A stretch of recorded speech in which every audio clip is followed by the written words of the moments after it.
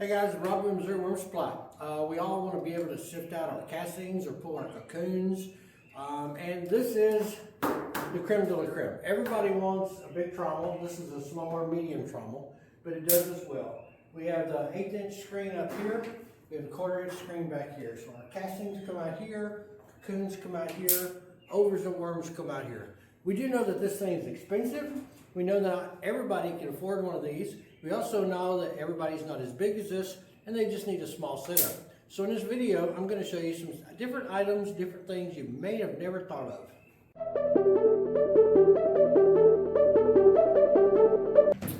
Okay, we're back. Now, let's talk about a couple of the different variations of different things that you may have at your house or you're willing to buy or make to pull your own castings and pull your own cocoons. This is one of the most well-known sifters right here. You can find plans for these at Captain Matt at the Worm People.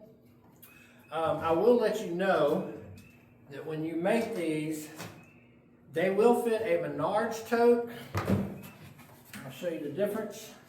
See, these two are different size totes. This is a Lowe's, this is a Menards.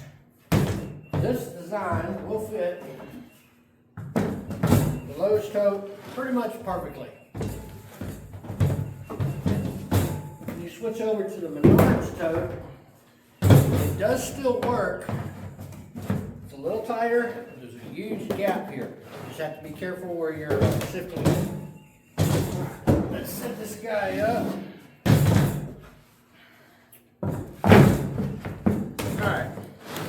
So, with Captain Matt's thing, you can make two different sifters. Bobby over at New Soil Castings, he makes these and sells them too. Now this one is the 1/8" screen. Put it there, put your tail in, shake it out. Now you're going to get your cocoons or a good bedding in there. Now when you want your castings, that's 1/4" screen in case I messed it up. This is your 1/8" screen. What comes out of the bottom of this when you put in there, that's your castings, that's your black gold. That's what you want. Alright, we'll put this one down. Next option is if you got a little bit more money, you want to spend some good money on a good machine, this is Worm Gear Turbo Sift. If you buy the big set, I guess if you will, you come with 4 different screens. So we start out, you got the 3/16. The paperwork that's sent with it tells you what each screen is for. So you have 4 different screens for castings, for Euros and cocoons and red wigglers. But kind of the cool part about this one is you can run 2 different ones at the same time. Run that through there. It does the same thing, nice and smooth. What stays in here is your castings or your cocoons. What comes out the bottom will be your castings. Or you can just run one, either how you want to do it. Hey guys, if you like what you're seeing, like, subscribe, hit that notification bell. These we will be having on sale on our website. Just gotta get everything. We got everything set up. Just gotta put it online. Okay, now we got a couple alternatives. This is where maybe you don't have these things, or you're not very good at building things. You don't have nobody to build for you. We'll start here with this. That's a 1/2" mesh in there. This is a classifier for gold panning. They have a smaller classifier. I believe it's 1/4" also. But you can, if you live like in California or Colorado or any other gold state, these are pretty easy to find. You can find them online too. But you put your material in there, shake it up, and you can classify different things.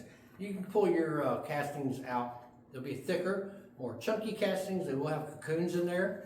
But if you're putting this in your own garden beds and you're not trying to sell it, or even if you are selling it, you're getting a bonus to people. So that's called a classifier. That is for gold panning. They have different size mesh bottoms for that. Okay, we'll start with this. Some of you guys may can recognize this. Not really sure what it's called, but there's a copper sheet that goes underneath it. You put baking, I think you put pork chops in there, you put bacon in there, and all the grease comes out. That works great too. Don't let your spouse know you took this from the kitchen. But you put your material in there, you can handshake it, it's copper, it works good for you. This little guy right here is a tiny little sifter that I made with 1/4 screen, but this is for trapping. Some of you may not be into trapping or anything about it, but this, if you know somebody that is, this will work. This goes in your backpack or what have you, and when you set a trap, you put your soil in there and you sift it out on top of it, kind of like you powdered sugar or something for a cake. That covers the trap. But this little guy right here will work with little small farms. The next thing a lot of people don't think about is this is a worm tower, like the Worm Tower 360. See, that's where the worms can come through from one layer to the next. You can still put your material in there and shake that and run it and keep all your, let your castings and some cocoons come out. Now you got that. But this will work in a pinch. The other thing is we made this one out of PVC. It floats, has 1/4 screen.